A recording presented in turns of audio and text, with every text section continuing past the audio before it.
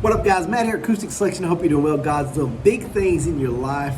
I want to show you a simple concept that I use in almost every video I do, and maybe it can help you guys and gals out there too, especially if you're first starting to learn this great instrument. Y'all, I've done thousands of videos online, so I've got people that watch me that are just picking up guitar for the first, second, third time. I've got people that have watched me for years that are actually even better than I am. So I try to do videos that kind of fit the needs for everyone that kind of on my channel, but some going to apply to others more than others, whatever. So I'm going to go over the two types of hammer-ons, like I said, that I use in so many videos. One's going to be a hammer-on within a chord.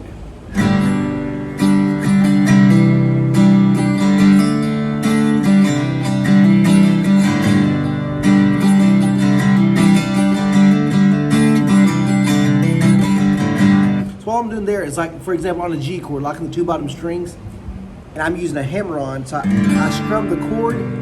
First, I strum it without my first finger, and then I add that first finger to give it that extra higher sound at the end. So all a hammer-on is, there's a sound, and then after the hammer-on, it goes up. So for example, hear how that goes up? Then the next chord.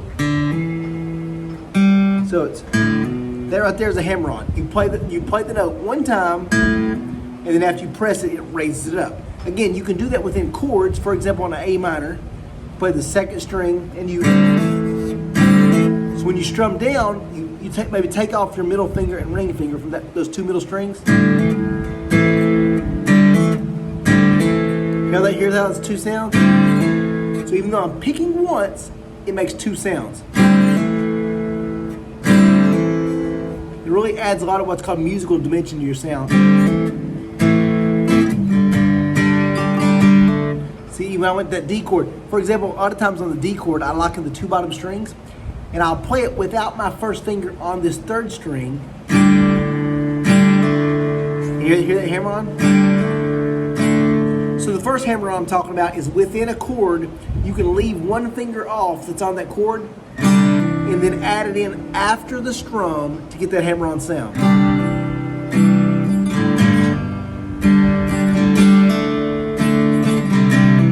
So for example, a good exercise would be play the D chord by locking in the two bottom strings as the third fret, strum the bottom four, and then add that second fret, third string. Then your C add 9, keep the bottom two locked, press that fifth string, and then add that fourth string. Then do a strum, and then on the G, bottom two locked still, press that top string, add that fifth string seven.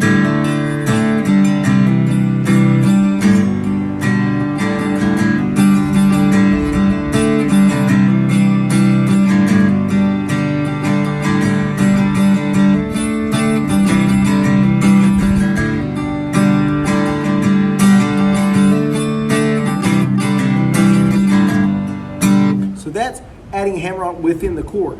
The next thing you see me do all the time, like this right here. I'm treated by sorrow, I'm treated by shame, I'm laying down joy of the Lord. We're going to talk about hammering on individual strings in between chords. So you don't do it with a chord, you do it in between the chords. And the one you see me do often is take your fifth string and play it open. And after you play it open, press the second fret, fifth string. So open, then press the second fret, go down to the fourth string, open, press the second fret, and then play the third string open. So there's 5 sounds, 1, 2, 3, 4, 5. You're just picking 3 times, but you're getting 5 sounds because of the hammer-on. So you hammer the fifth, hammer the fourth, third open, then back to your G, C, minor D, kind of.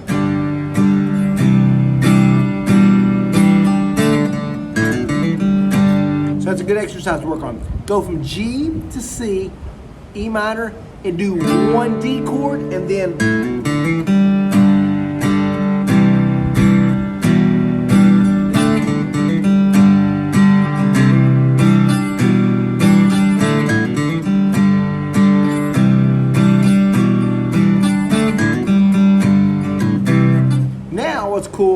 is combine those two things. So you're going to do that little intro hammer-on a single string, your 5th and 4th string, and you're also going to hammer on within the chords, where you play the chord by starting out without a finger on there and adding it. So.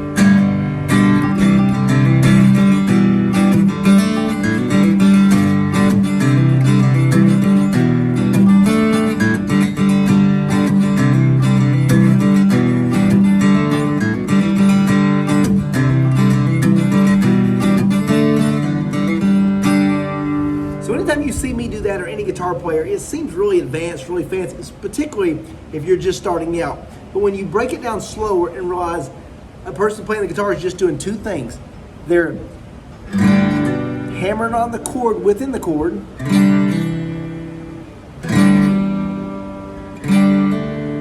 and then they're adding the little in between. And sometimes I'm even doing what's called what's called a string stop to really make it give that fancy sound. Where I stop after a strum, I stop the strings.